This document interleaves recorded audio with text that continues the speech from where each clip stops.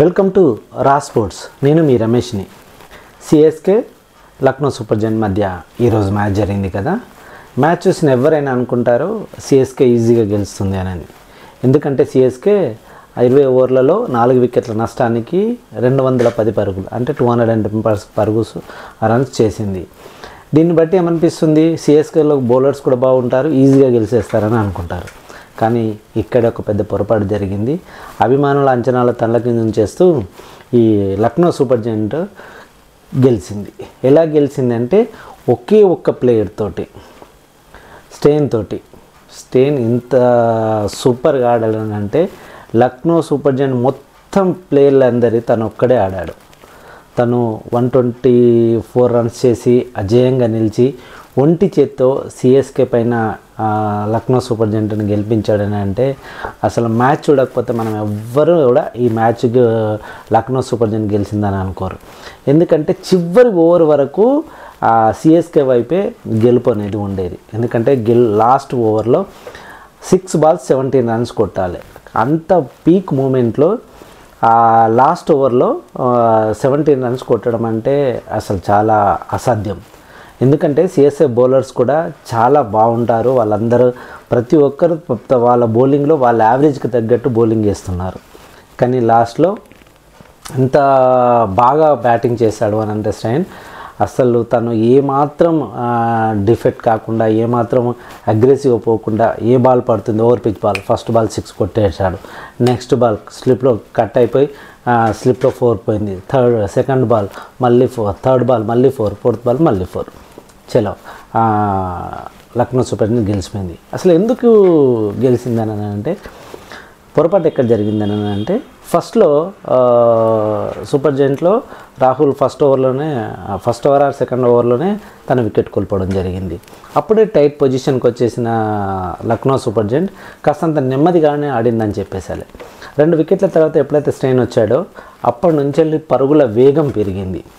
ఆచితూచి ఆడడము, loose ball అనే బౌండరీలుగా మార్చడము, లేకపోతే 6లు కొట్టడం, ఇలా రన్ రేట్ పెంచుతూ చివరి ఓవర్ వరకు లక్నో సూపర్ జైంట్ గెలుస్తామనే ఒక ధీమాతోటి ఆడగలిగింది.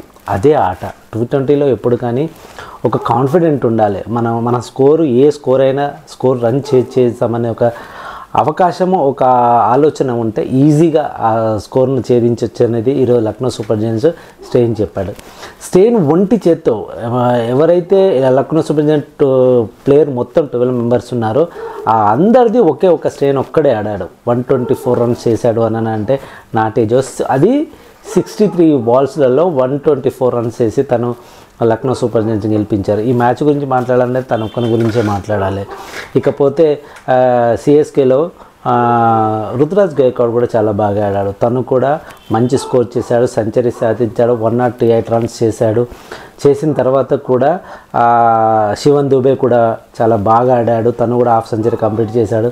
కానీ సిఎస్కేకి లక్ లేకుండా పోయింది. ఎందుకని అంటే చివరి ఓవర్లో గెలుపు వరకు తీసుకొచ్చిన సిఎస్కే చివరి ఓవర్లో చితకిలబడిందని చెప్పేసి అలా ఆ ఒక్క ఓవర్ కానీ టైట్గా వేయగలిగితే అసలు సిఎస్కే ఈజీగా గెలిచేది.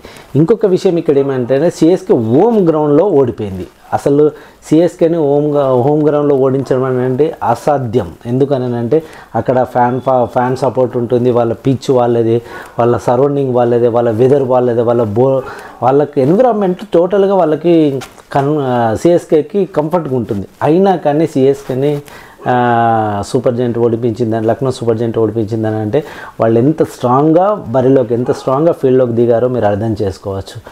Anyhow what ever it is, ఈరోజు మాత్రం లక్నో సూపర్ జైంట్ ఎక్స్ట్రాడినరీగా ఆడింది. ఆ ఎక్స్ట్రాడినరీలో ఒక స్టెయిన్ ఒక్కడే తను ఎక్స్ట్రాడినరీగా అందరి బ్యాటింగ్, అందరి ఫీల్డింగ్, అందరి ఆట తనే ఆడి ఒంటి చేత్తో లక్నో సూపర్ జైంట్ని గెలిపించాడని చెప్పేసి హ్యాట్స్ ఆఫ్ టు స్టెయిన్. నిజంగా చెప్తున్నాను, తన ఆట అద్భుతం.